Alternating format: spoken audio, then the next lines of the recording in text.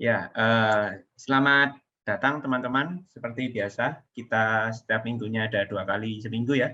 Kita ada top tier discussion paper, seperti itu. Kali ini yang mendapat giliran untuk berbagi sharing adalah Nurul ya, dengan judul The CEO Audit Committee or Board Interlocking Matter for Corporate Social Responsibility. Ya, silahkan langsung aja Nurul untuk di sharing ilmunya. Baik, terima kasih Mas Fajar. Nah, selamat sore teman-teman. Di sini saya akan sharing tentang artikel yang berjudul The CEO Audit Committee or Board Interlocking Matter for CSR, yaitu artikel yang dibuat oleh Sudipta Bos dan teman-teman. Motivasi penelitian ini adalah bahwa selama 2 dekade terakhir, penelitian tentang CSR itu sudah beralih ke penelitian yang mengenai faktor-faktor yang dapat berdampak ke kinerja CSR. Nah, penelitian tentang CEO gender, CEO education, CEO political affiliation ke CSR itu sudah banyak diteliti. Namun penelitian tentang CEO interlocking ke kinerja CSR itu masih sedikit penelitiannya, sehingga penelitian ini dilakukan. Tujuan dari penelitian ini adalah menguji dampak CEO interlocking terhadap kinerja CSR, baik di vokal companies maupun di linked companies. Nah, vokal companies itu merupakan CEO yang dia itu CEO interlocking berada, sementara di linked companies itu merupakan perusahaan di mana CEO interlocking ini menjabat sebagai audit committee maupun atau sebagai board member. Kemudian kontribusi dari penelitian ini adalah penelitian ini merupakan penelitian pertama yang menguji hubungan antara CEO interlocking dengan kinerja CSR. Yang kedua, memberikan bukti bahwa terdapat hubungan positif antara kinerja CSR dengan kinerja keuangan, di mana CEO interlocking menjadi variabel moderasi. Kemudian yang ketiga, temuan studi ini sangat penting bagi regulator untuk merumuskan kebijakan terkait praktik CEO interlocking maupun efek positifnya terhadap kinerja CSR. Kemudian penelitian ini menggunakan 2 landasan teori, yaitu social network theory dan research dependent theory.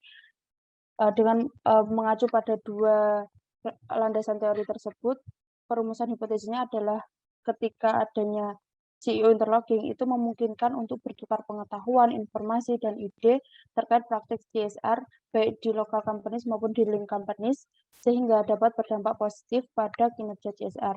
Sehingga peneliti merumuskan hipotesis pertama, yaitu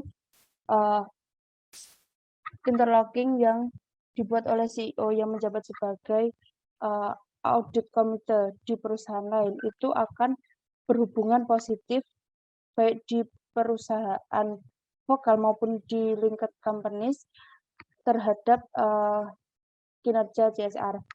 Dan hipotesis keduanya yaitu adanya CEO interlocking yang menjabat juga sebagai board member di perusahaan lain itu akan berhubungan positif dengan CSR performance baik di vokal company maupun di linked company.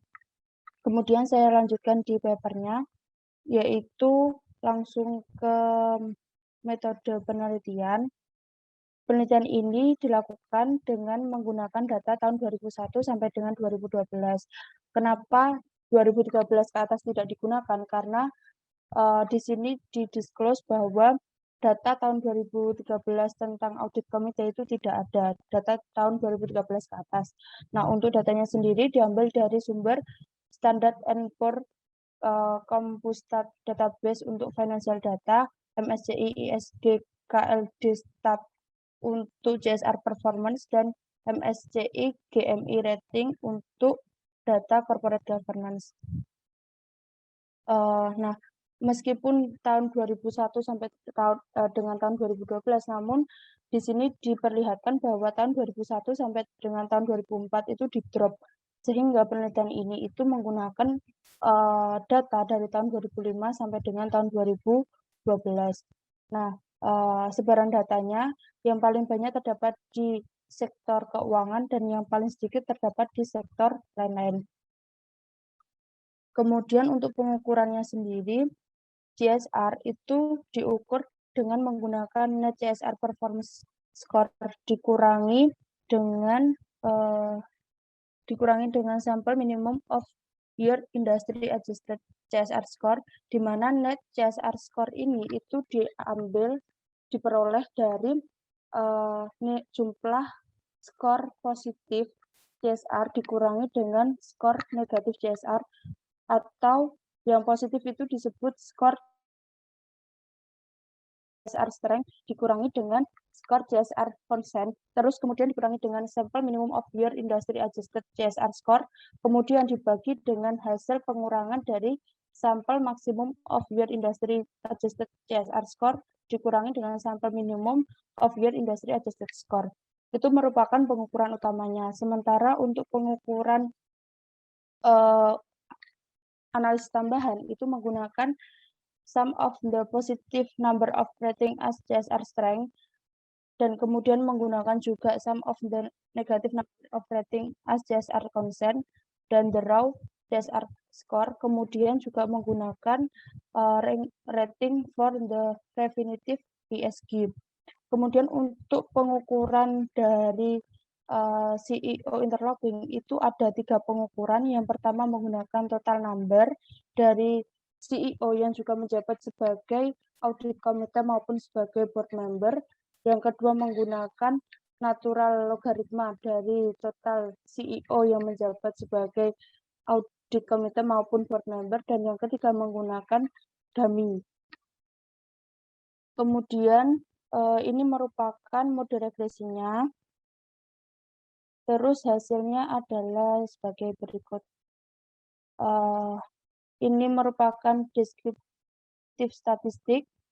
Kemudian ini merupakan mean and median test. Di sini dapat dilihat bahwa kinerja CSR di perusahaan yang terdapat CEO interlocking yang menjabat sebagai audit komite itu memiliki rata-rata dan median yang lebih tinggi dibanding perusahaan yang tidak memiliki CEO AC. Kemudian untuk CEO BRD-nya juga perusahaan yang memiliki CEO BRD itu memiliki CSR performance yang lebih tinggi median dan mean-nya dibanding perusahaan yang tidak memilikinya. Kemudian untuk hasil korelasi persennya dapat dilihat bahwa CEO AC dan CEO BRD itu berhubungan positif dan signifikan dengan CSR performance. Untuk hasil regresinya itu baik menggunakan jumlah total CEO yang menjabat sebagai audit komite maupun sebagai board member maupun diukur dengan menggunakan logaritma natural, hasilnya adalah berhubungan positif signifikan dengan CSR performance. Kemudian untuk pengujian selanjutnya adalah menggunakan Heckman. Ini merupakan mode regresinya dan memperoleh hasil positif dan signifikan juga. Untuk ini itu merupakan pengukuran yang menguji apakah CSR performance di perusahaan vokal itu dapat berhubungan dengan CSR performance di perusahaan link. Nah, ini menunjukkan bahwa ada hubungan positif dan signifikan, sehingga ketika CSR performance di perusahaan vokal meningkat, CSR performance di perusahaan link juga ikut meningkat. Kemudian untuk hasil Heckman-nya adalah ini, menunjukkan bahwa terdapat hubungan positif dan signifikan juga, dan ini merupakan Heckman second step-nya juga menunjukkan hubungan positif dan signifikan. Nah, untuk IMR-nya itu yang bernilai signifikan adalah pada hubungan logaritma natural CEO board member dengan CSR performance. Ini menunjukkan bahwa terdapat self-selection bias yang berada di antara hubungan tersebut. Kemudian untuk hasil pengujian PSM-nya itu juga menunjukkan hubungan positif dan signifikan.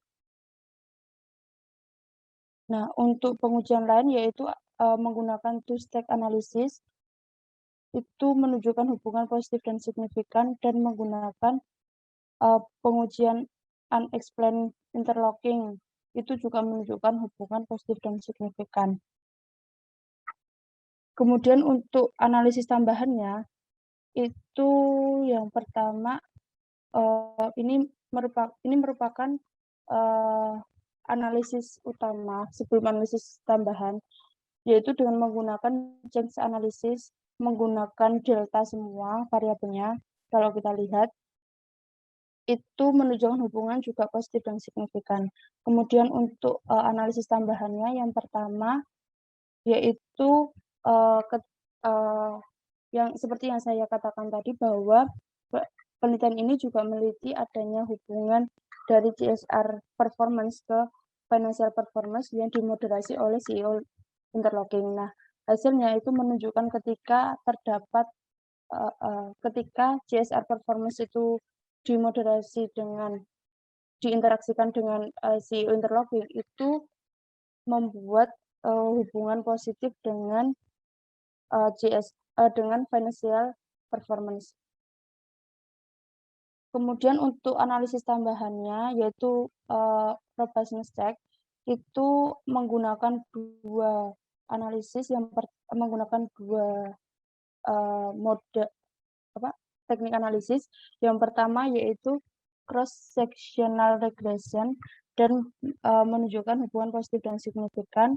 Sementara yang kedua yaitu menggunakan Fama match batch regression juga menunjukkan hasil positif dan signifikan. Sebenarnya masih ada pengujian yang lain yang dilakukan oleh peneliti, namun tidak dimasukkan dalam penelitian ini dengan sebab karena keringkasan. Namun hasil dari pengujian lainnya itu pun mirip dengan model regresi yang utama atau model regresi yang terdapat di tabel 6. Kemudian ini menggunakan proxy lain untuk pengukuran CSR itu juga menunjukkan bahwa terdapat hubungan positif dan signifikan. Ini jika alternatif proxy untuk CSR itu menggunakan skor CSR strength atau skor CSR yang bernilai positif. Itu juga menunjukkan hubungan positif dan signifikan. Sementara untuk skor CSR yang menggunakan negatif atau disebut CSR consent dalam penelitian ini itu menunjukkan hubungan negatif signifikan.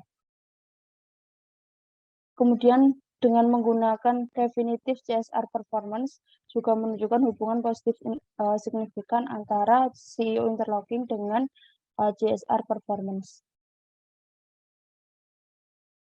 Kemudian, nah ini untuk memverifikasi hasilnya juga, peneliti juga mengeluarkan financial dan utilities industry, di mana kita tahu bahwa tadi di sebarang datanya itu paling banyak dan paling sedikit. Nah, itu juga menunjukkan hasil yang mirip dengan yang terdapat di tabel 6 atau regresi yang utama. Sementara itu, ketika penelitian ini dilakukan, itu kan juga terdapat tahun yang terjadi global financial crisis.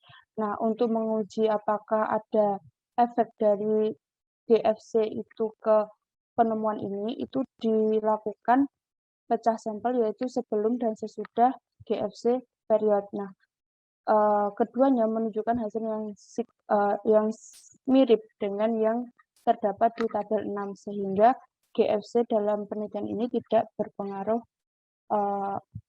pada penemuan yang ditemukan. Sekian presentasi dari saya kembalikan ke moderator. Oke, baik. Terima kasih presentasinya atas Nurul ya. Itu tadi ada beberapa hasil ya yang memang tidak disajikan karena tadi keterbatasan untuk efisien panjangnya papernya. Oke, mungkin dari teman-teman ada yang ingin ditanyakan?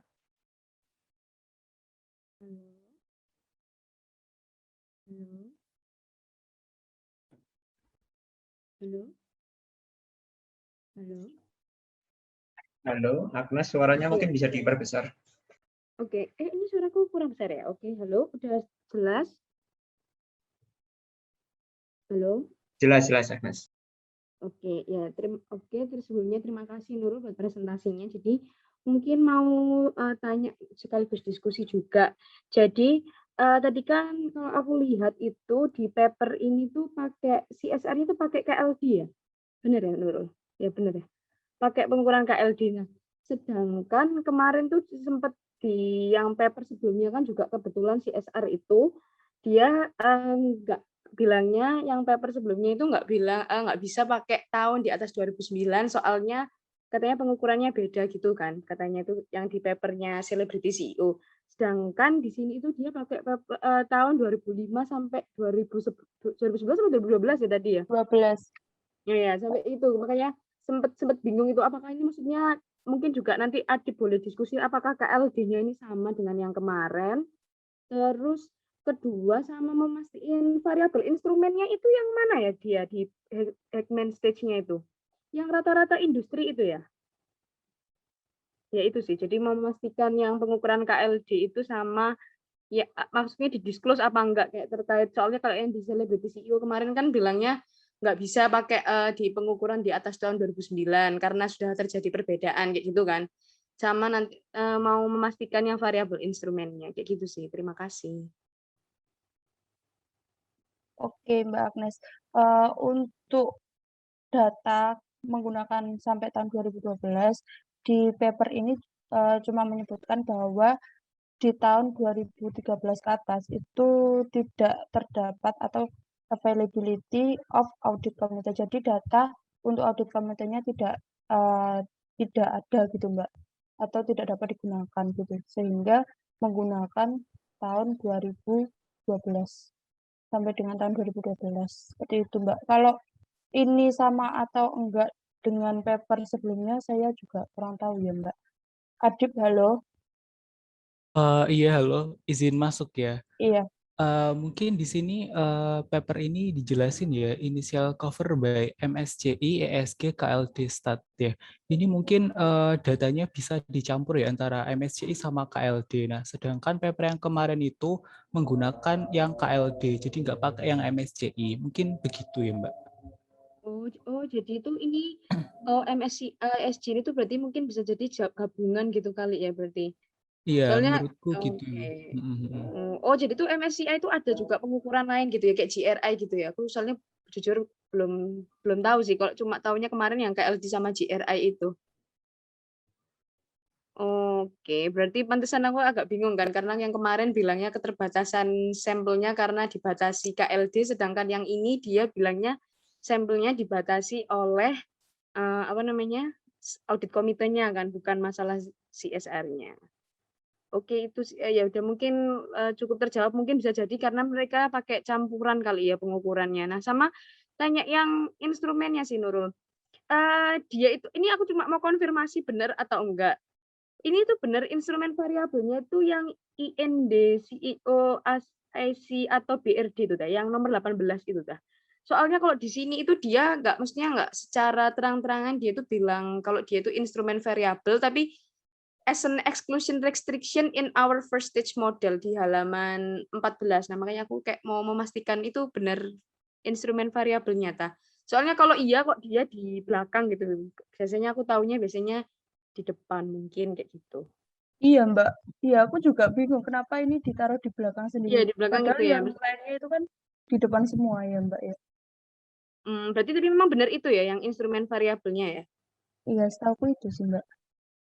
Oke, berarti ya mungkin nanti bisa ya juga ada tanggapan dari Mas Fajar juga sih. Apakah ini maksudnya common kayak gitu? Maksudnya dia variabel instrumen tapi ditaruh di belakang. Soalnya di tabelnya juga ditaruh di belakang loh aku lihat. Iya, di Hasilnya itu juga belakang. ditaruh paling bawah. Makanya aku sempat bingung apakah instrumen variabelnya itu yang size, sedangkan aku baca size-nya itu variabel kontrol sih kayak gitu. Iya. Oke, izin masuk ya. Mm-mm. Tadi menjelaskan MSCI juga. Apakah ini pengukurannya pakai MSCI ya berarti ya, bukan pakai KLD? Tulisannya sih langsung digabung ya, Mas. MSGA ini ESG, KLD, STATS dengan menggunakan 6 dimensi. Oke. Lah, kalau memang apakah MSCI sama KLD itu beda? Kalau kemarin di papernya Adib kan memang KLD akhirnya kan diakuisisi sama MSCI itu pada tahun berapa itu ya? Papernya kemarin Adib menjelaskan. Di atas eh, 2009 kayaknya nggak bisa dipakai kan waktu itu yang papernya Adit. Benar. Lah, di paper ini itu kelihatannya memang seperti kayak kombinasi, memang benar ya, mungkin tadi kombinasinya ya kalau gini. Aku juga kurang tahu. Kalau bilangnya ini strength sama weakness ya harusnya hampir mirip sama KLD ya. Seperti itu. Tapi mereka memang nyebutnya ini bukan CSR disclosure ya, CSR performance. Setahu aku sampai sekarang memang MSCI itu nggak menilai CSR-nya dari disclosure-nya, nggak seperti GRI ya, mungkin teman-teman yang sangat familiar, tapi dia kayak donasi untuk charity itu berapa dan sebagainya ya. Jadi lebih ke angkanya, bukan pengungkapannya ada apa enggak kayak GRI. Itu setahu yang MSCI sekarang ya, aku nggak tahu saat MSCI dulu-dulu. Mungkin aja berubah metodenya. Itu yang pertama. Yang kedua adalah apakah umum instrumental variabel ditaruh di belakang? Sebenarnya juga kurang umum, tetapi aku juga pernah nemu paper selain ini, malah independennya itu di paling belakang. Jadi yang disajikan kontrol dulu, terus independennya yang paling bawah. Di persamaan modelnya ya, independennya paling belakang. Kalau ini kan independennya tetap paling depan ya. Nah, aku pernah nemu satu paper seperti itu. Apakah umum? Ya, nggak umum sih. Banyak yang nggak pakai itu ya. Jadi mungkin bisa kita yang umum-umum aja, bisa mungkin yang dicontoh. Oke.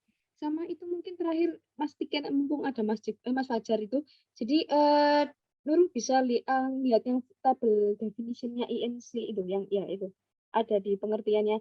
Cuma memastikan tuh berarti maksudnya rata-rata industri yang kayak kita biasanya itu kah? Jadi Oh, itu kamu coba IMC. di tabel definisi variabel di agak belakang-belakang sih. Atau kamu tuh kopasin terus kamu search gitu. IMC, Mbak. Bukan yang variabel instrumen tadi, itu coba Oh, dicekin di definisi variabelnya.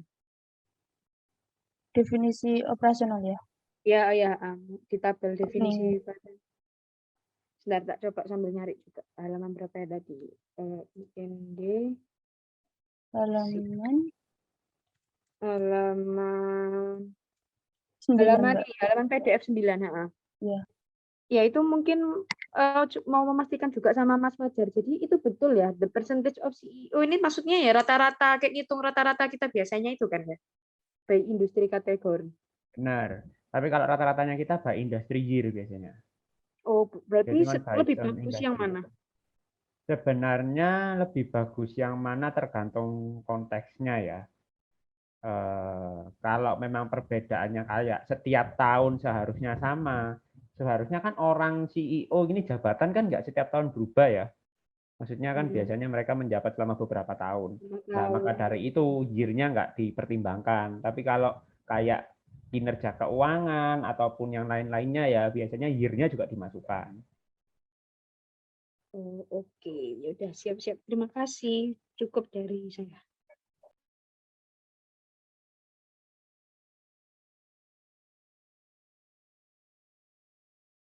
Ya, ayo Titi, tadi katanya setelah Agnes Titi ingin bertanya. Iya, oke. Nurul, aku mau tanya, lebih fokus ke CEO interlocking-nya ya. Jadi untuk CEO interlocking ini, saya udah baca di bagian cara collect datanya atau pengukurannya, itu hampir mirip ya sama CEO business ya. Apa yang Mbak, bikin beda gitu? Atau beda? setahuku kalau CEO bisnis itu yang CEO di perusahaan itu dihitung nggak ya, Mbak? Enggak ya. Dihitung. Ini dihitung juga nggak sih ini? Ini dihitung juga, tapi kayak dibedakan gitu di perusahaan asal sama perusahaan yang dia itu apa namanya menjabat sebagai audit committee atau sebagai board member. Nah, mungkin yang membedakan juga yang menjabat sebagai audit committee ya, Mbak. Kalau CEO bisnis itu audit committee masuk kan, Mbak? Masuk sih. Apalagi kalau negaranya tutir. Oh iya, kalau di sini setauku kalau pokok di sini itu dibedakannya apa namanya, perusahaan asal atau vokal company sama perusahaan yang dia itu menjabat sebagai audit committee atau sebagai board member atau disebut sebagai link companies gitu Mbak. Mungkin yang membedakan itu kali ya. Mungkin kalau pendapat saya sih mungkin ini sama sih kalau dari ngukurnya. Mungkin hanya interpretasinya yang beda. Iya kayaknya. Mungkin dia cuma mungkin Nurul kalau ingat waktu kolek reputasi kapital kemarin kan sama. Kan kolek yang komite sama yang all, ya nggak sih? Mungkin kalau Nurul ingat. Iya. Setipe ya reputasi, Iya. bisnis sama interlocking sepertinya, cuma beda interpretasi. Cuma yang membedakan mungkin kayak di ini ya, dipecahnya gitu. Kalau ini kan dilihatnya dari perusahaan asal sama yang companies gitu. Iya kayaknya. Iya berarti sama. Ya udah, gitu aja sih. Terima kasih Nurul. Ya Mbak Titi. Izin masuk juga menambahin tadi dari Titi. Memang sebenarnya esensinya sama ya. Interlocking, business, terus reputation itu juga bisa. Tapi kan reputation juga bisa pakai award kemarin ya yang selebriti kita sempat membahasnya.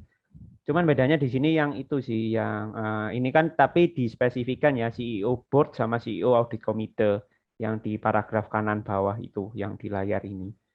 Itu sih mungkin bedanya dengan bisnis yang biasa kita gunakan kan kita tidak mempertimbangkan ya jabatan lainnya CEO-nya itu sebagai apa, apakah sebagai misalkan ketua organisasi, apakah sebagai ketua partai itu juga kita masukkan biasanya mungkin. Nah, tapi ini memang yang spesifik sebagai board lainnya, dewan lainnya, kalau di sini berarti sebagai komisaris atau direksi lainnya, ataupun sebagai komite audit perusahaan lainnya. Seperti itu. Jadi pengukurannya ini esensinya sama, tapi lebih spesifik saja. Oke, ya mungkin ada pertanyaan lainnya dari teman-teman atau sudah cukup? Aku mau tanya. Ya, silahkan Fiona. Ini aku mau tanya, Rul. Sini itu CSR performance-nya itu diproksikan sama 3 ya? Performance vokal, link, sama yang performance biasa. Itu yang vokal sama link Gimana? CSR performance vokal sama CSR performance link itu maksudnya kayak gimana ya, Rul? CSR performance vokal sama ya, kalau CSR performance vokal itu berarti kayak CSR di perusahaan tempat dia itu menjabat sebagai CEO gitu. Kalau semisal di CSR performance link itu berarti CSR di perusahaan yang CEO tadi itu menjabat sebagai komite audit maupun sebagai board member seperti itu sih Bu. Tapi sama-sama pakai KLD sama MCI tadi ya? Iya. Pengukuran utamanya pakai itu, kemudian ada pengukuran lain yang saya sebutin tadi, yang tiga atau ya empat pengukuran lainnya. Oke.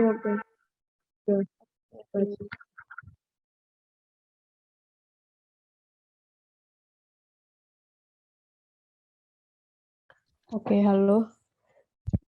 Iya, Mbak. Ya, aku mau tanya. Jadi kan kalau tidak salah tadi di modelnya itu dia pakai CSR-nya T+1 ya, bener nggak? Di model yang halaman. Ya, udah ketemu belum? Iya ini Mbak. Nah, itu kan dia pakai ya T+1 kan, bener ya T+1. Iya. Nah, itu kira-kira kenapa gitu? Soalnya kok aku mikirnya harusnya sebenarnya di tahun T aja udah kelihatan gitu kan CEO pada tahun itu berarti dia harusnya bertanggung jawab pada laporan tahun itu gitu kan, nggak bukan yang tahun depan, tapi kenapa di sini kok pengaruhnya ke yang tahun depan? Mungkin bisa dijelaskan argumennya dari paper ini.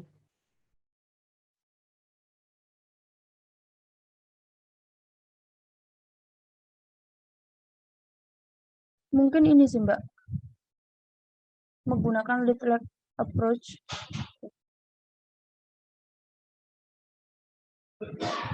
untuk melihat sebab akibat kayaknya Mbak, dari CSR performance dan CEO interlocking. Jadi kayak dia itu menggunakan pengukuran lead lag approach itu untuk melihat apakah CEO interlocking itu dapat menyebabkan desa performance di tahun mendatang. Kayaknya gitu sih. Oke. Tapi kalau yang ke tahun T nggak diuji ya di situ ya? Langsung ke T+1 ya? Iya, langsung ke T+1. Oke. Ya, makasih Nurul.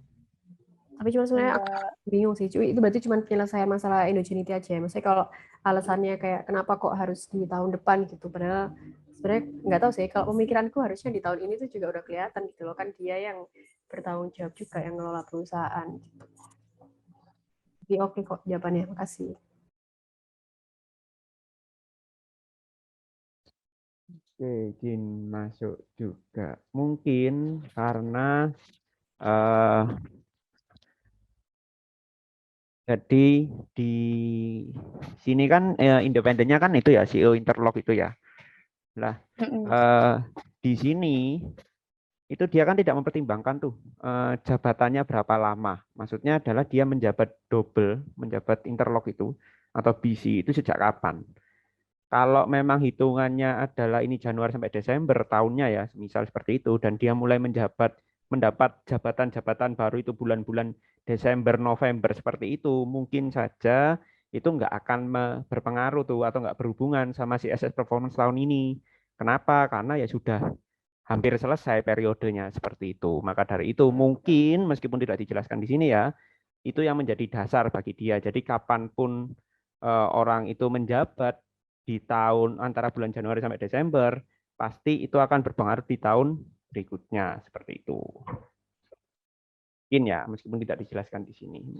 Sering isu ini endogeneity reverse causality ini seperti kayak CSR disclosure ke performa ya. Apakah performa perusahaan yang membuat CSR berubah ataukah CSR perusahaan yang membuat performa berubah seperti itulah. Itu kan sering terjadi perdebatan mana yang mempengaruhi mana yang berhubungan dengan mana itu. Sebenarnya semua variabel disclosure biasanya debatnya itu sih memang. Gitu. Oke Mas Syek, makasih Mas Fajar, makasih. Iya, silakan teman-teman lainnya, apakah sudah cukup? Let me in. Nurul tolong bukain hasil second stage Hackman. Yang ya itu betul. Atas dikit. Yang kecil, nah ya benar. Mas Fajar nanya, di sini kok nggak ada Mills ya? Apa emang nggak semua Hackman itu pakai Mills? Ini aku mau nyari pertanyaan Mas Jack kemarin itu loh, Mills-nya harus signif apa enggak? Oke. Ini kalau Nurul yang jawab, Nurul mungkin nggak tahu juga ya mungkin ya. That's why ini straightforward to you. Iya, nggak tahu. Oke. Nah, Mills-nya itu mana? Intercept itu tak Mills? Intercept itu bukan Mills. IMR mungkin ya Mas. IMR Mas. Inverse Mills ratio. Ya, IMR itu adalah inverse Mills ratio-nya harusnya. Nah, ini nggak signif. Cuma satu doang di model 4. Iya, itu. Memang malah yang bagus harusnya Mills-nya itu yang nggak bagus. Significant and positive in model 4. Oh iya benar. Nah, dia bilang kan, positive only in model 4 suggesting that bias is potential issue. Kalau misalkan model 4 itu Mills-nya nggak signifikan, misalkan ya semua nggak signifikan, dia bisa bilang tuh komplit nggak ada isu sama sekali tentang bias potensial ini, self selection bias ini. Gitu. Saya nggak paham. Jadi kalau misalnya Mills-nya signif itu ada bias gitu? Jelek malah. Jadi Mills itu idealnya itu malah nggak boleh signifikan di second stage. Oh gitu. Mills COVID-ku tapi signif kabeh. Ya udah berarti kalau begitu itu nggak masalah, tetap dipakai selama independennya tetap signifikan ya dengan dependennya. Variabel yang dimau signif, tapi Mills-nya juga signif. Oh, berarti itu enggak apa-apa, tapi masih ada potensial isu ini, self selection bias. Oh, cuma self selection bias toh. isu endogenity-nya. Ini kan Heckman itu self selection bias itu menjawabnya. Mills Heckman seharusnya gak signif. Terus aku mau nanya itu Mas, intercept itu apa Mas? Mills Heckman Konstan. seharusnya gak signif. Oh, konstan. Oh, I see. Oke, thank you.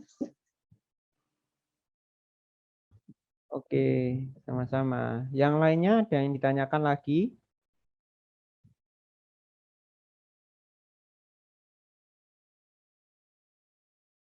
Oke, nggak ada ya. Oke, kalau begitu. Mas tanya lagi, kalau Iya. misalnya mills-nya signif tapi variabel yang dimau nggak signif atau variabel independennya nggak signif? Nggak bisa dipakai. Berarti kalau gitu Oh, I sebenarnya see. yang berhubungan sama dependen bukan independenmu, tapi instrumentalmu. Oke, thank you. Kalau dua-duanya signifikan, mills sama independenmu ke dependen ya itu berarti definisinya harusnya kurang lebih independenmu sama instrumentalmu itu sebenarnya sama-sama berhubungan loh dengan dependenmu. And that's okay. Kok That's jadi okay, ngeblank? meskipun nggak ideal. Oke. Oke.